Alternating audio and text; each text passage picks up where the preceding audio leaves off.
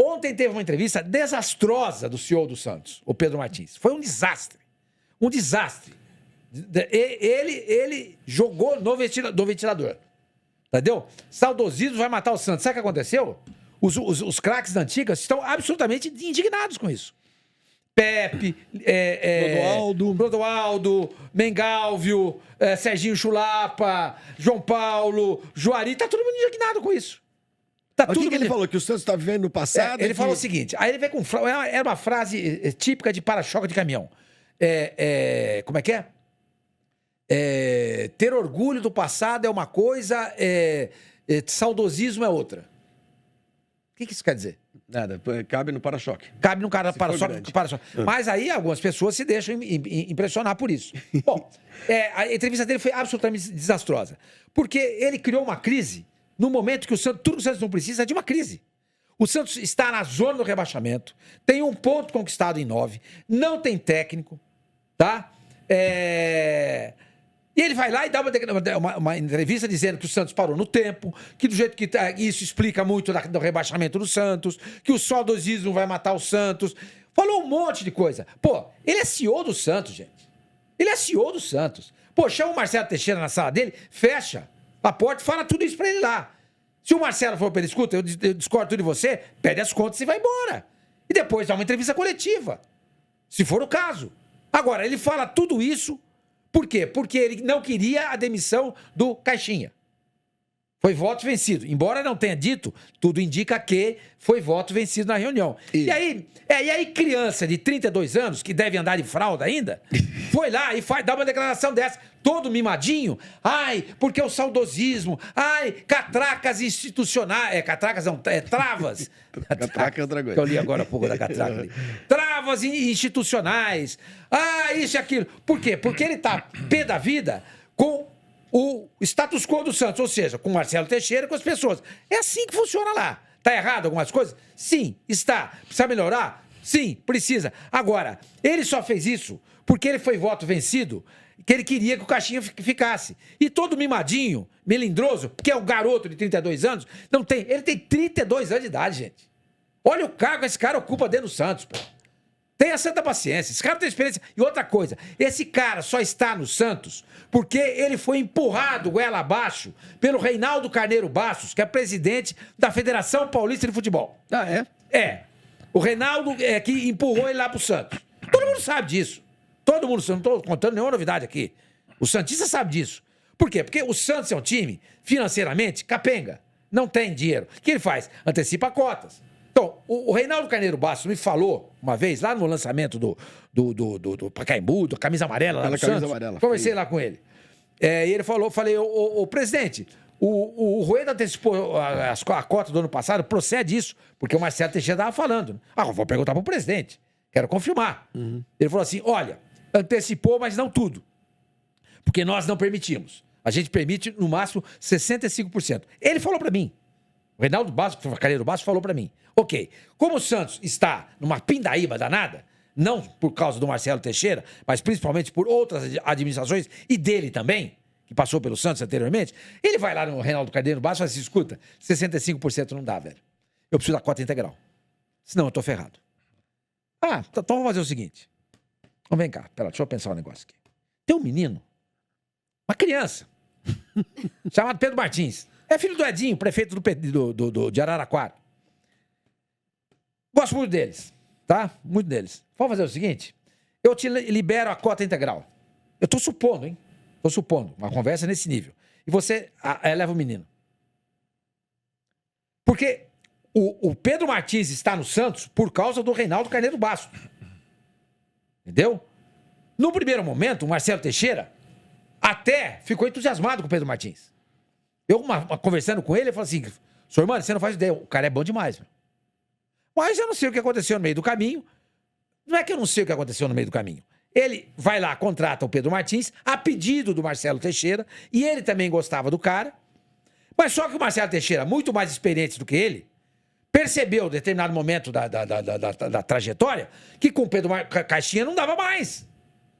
E esse daqui, iludido com um monte de coisa, e com a inexperiência dele, Não podemos emitir. Que é esse discurso de agora, né? Não podemos emitir. Temos que dar tempo ao tempo. Ah, beleza, leva o Santos para a Série B. O ano que vem ele traz de volta e quem sabe em 2027 o Santos briga por uma coisa. É isso que você quer? É isso que você quer, Pedro Martins? É isso que você queria? Você propõe? Porque do jeito que tá, não dá, velho. Do jeito que tá, não dá. Senhor Bani, vai vir. Nós vamos ter que dar uma acelerada agora, porque tem muitos jogos pra gente falar.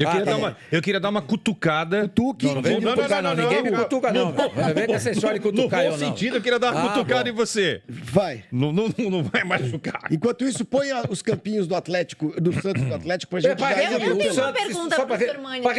O Santos está negociando ainda com o São Paulo. Mas eu vou deixar o Quesada. Qual o grande temor? O Pedro Martins não será obstáculo para o Santos contratar o São Paulo se o presidente do Santos, Marcelo Teixeira, entender que ele deve ser o treinador. Se precisar, ele demite o cara. Demite quem? O Pedro Martins. Agora, o Marcelo Teixeira tem dúvidas em relação ao comportamento violento do São Paulo e da comissão técnica dele. Batendo no Neymar. Batendo no Pedro. Como é que faz? Olha, o Neymar seria... O problema não é o Pedro Martins. O problema é o jeitão dele. Fala, o jeitão dele. Agora, senhor Mani. É rápido e aí depois amanhã a gente até desenvolve mais. Esse discurso do Pedro é um discurso ligado à vinda da SAF. Porque ele criou aí, para a grande coletividade santista e para todos que habitam o futebol, como nós, o Sorma é santista, mas habita esse mundo do futebol. Mostrando o seguinte, se não vier a SAF, acabou. E, senhor Mani, na boa, é o que você e eu estamos defendendo. Ele falou do jeito dele. Você fala da Belmirolândia.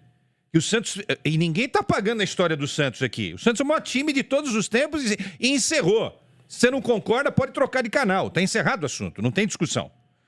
Mas ele falou aquilo que nós estamos falando há 2, 3 anos, senhor Mani. Que precisa ser profissional, precisa ter dinheiro... O dinheiro o Santos só vai conseguir com o SAF. Então, quer dizer, o discurso dele, senhor, mas se a gente for ver, ele não está tão distante daquilo que o senhor eu vou te dizer por quê. Defendemos. Vou te dizer por quê. Porque ontem na entrevista foi perguntado isso para ele. Ele falou que necessariamente o clube não precisa virar uma SAF. Aí eu já fiquei quase caí da cadeira. Ele está no Santos.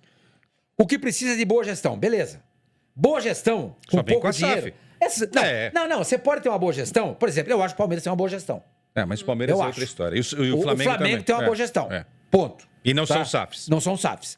Boa gestão pode ser suficiente quando você tem uma agremiação, uma instituição do tamanho do Flamengo e do Palmeiras. Que é o recado. Do ponto de vista... Exatamente. Com o Santos, não adianta. Você faz boa gestão, mas o máximo que você consegue é ir na churrascaria da esquina. Você nunca vai conseguir ir no Fazano. Porque você não tem dinheiro. A sua boa gestão... Vai chegar no momento, ela tem um teto. Ela tem um teto. Se não tiver SAF, não tem jeito. O Santos... E ele fala na entrevista de ontem, o Santos está muito longe dos principais clubes brasileiros em termos de arrecadação. Se isso é verdade, a saída só pode ser a SAF. Porque vem um grupo árabe, vem um grupo da Rússia, da Tailândia, ou do Escambau. Esse grupo vem, chega, compra o Santos e dá um aporte. Isso não tem jeito.